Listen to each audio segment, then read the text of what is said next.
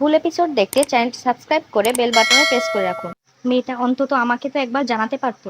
বৌমনির মুখে রায়ের ক্যান্সারের কথা শুনে কান্নায় ভেঙে পড়ে রায়ের মা।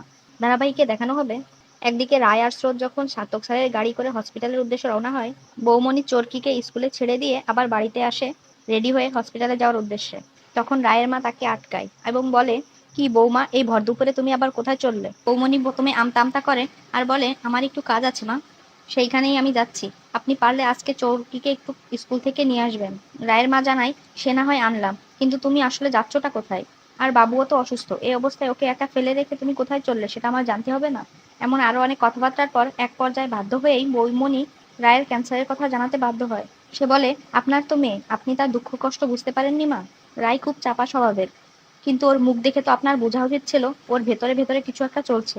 রায়ের মার মাথায় যেন আকাশ ভেঙে পড়ে। কাঁদতে কাঁদতে বলে, আসলে নীলুর কথা ভেবে ভেবে মেয়েটার দিকে আমি কখনো গুরুত্বই দিইনি।